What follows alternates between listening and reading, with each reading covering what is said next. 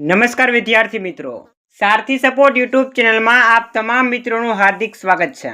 તો વિદ્યાર્થી મિત્રો, આજના વિડીયોની અંદર આપણે ધોરણ 12 અર્થશાસ્ત્ર વિષયના જે વિભાગ ઈના મોસ્ટ ઇમ્પોર્ટન્ટ બોર્ડ એક્ઝામ 2026ના પ્રશ્નો છે એમના વિશે ખાસ વાત કરવી છે।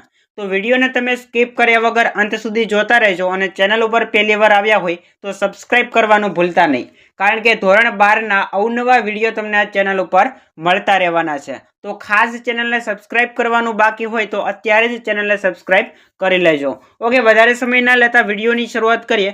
તો વિદ્યાર્થી મિત્રો, વિભાગ ઈ છે આ ટોટલ 25 ગુણનો અર્થશાસ્ત્ર વિષયની અંદર આવે છે, જેની અંદર 7 પ્રશ્ન આપેલા હશે। એમાંથી તમારે કોઈ પણ 5 પ્રશ્ન લખવાના થશે, જેની અંદર કયા કયા પ્રકરણમાંથી પ્રશ્ન આવે છે તો કે 3, 5, 7, 8 અને 11। કેટલા?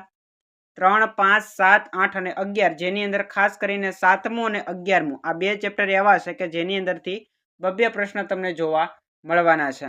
અહીંયા આપણે હવે વાત કરીએ 5 માર્કના આઈએમપી પ્રશ્ન। સૌથી પહેલા પ્રકરણ નંબર 3, 4 પ્રશ્ન ટોટલ આપેલા છે, જેની અંદર પહેલો આઈએમપી ક્વેશ્ચન છે ફુગાવાની વ્યાખ્યા આપી એના કારણો સમજાવો। બીજો પ્રશ્ન, ફુગાવાની વ્યાખ્યા આપી એના લક્ષણો સમજાવો। ત્રીજો પ્રશ્ન, નાણાંનો અર્થ આપી એના કાર્યો સમજાવો। અને ત્યાર પછી સાટા પ્રથાનો અર્થ આપી સાટા પ્રથાની જે મર્યાદા છે એ સમજાવો। તો આટલા પ્રશ્ન વિદ્યાર્થી મિત્રો પ્રકરણ નંબર 3 માંથી તમારે તૈયાર કરવાના છે।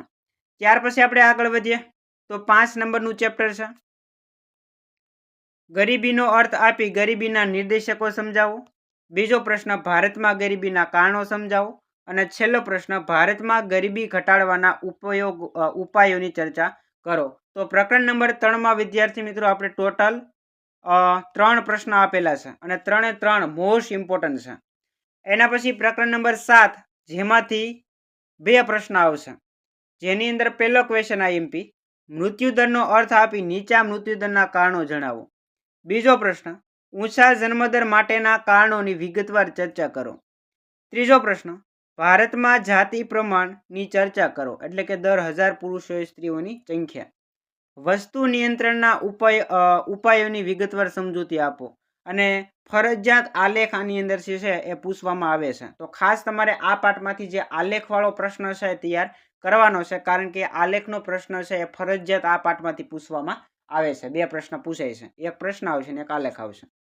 પછી આપણે આગળ વધીએ તો 8 નંબરનું ચેપ્ટર છે, એમાં 2 પ્રશ્ન આપણે આપ્યા છે। ભારતમાં ખેત ઉત્પાદકતા વધારવાના ઉપાયો સમજાવો અને કૃષિ ક્ષેત્રની નીચી ખેત ઉત્પાદકતાના કારણો ચર્ચો। તો આ 2 પ્રશ્નમાંથી ગમે તે એક પ્રશ્ન હશે, ગેરંટી સાથે કહું છું। અને છેલ્લે પ્રકરણ નંબર 11, ટોટલ 3 પ્રશ્ન આપ્યા છે। સ્થળાંતરનો અર્થ આપી એના નકારાત્મક જે અસરો છે એ સમજાવો। શહેરીકરણની હકારાત્મક અસરો સમજાવો અને ભારતમાં શિક્ષણની સ્થિતિ વિશે સમજાવો। તો આટલા પ્રશ્ન વિદ્યાર્થી મિત્રો પ્રકરણ નંબર 11 માંથી તમારે તૈયાર કરવાના છે। તો આ વિડીયોની અંદર વિદ્યાર્થી મિત્રો અર્થશાસ્ત્ર વિષયના જે પણ વિભાગ એના મોસ્ટ ઇમ્પોર્ટન્ટ પ્રશ્ન હતા એ તમામની આપણે અહીંયા ચર્ચા કરી છે। જો વિડીયો તમને પસંદ આવ્યો હોય તો લાઈક કરી દેજો, શેર કરી દેજો અને ચેનલ ઉપર નવા આવ્યા હોય તો સબસ્ક્રાઇબ કરવાનું ભૂલતા નહીં। મળીએ દોસ્તો આવા જ નવા વિડીયો સાથે। જય હિન્દ, જય ભારત।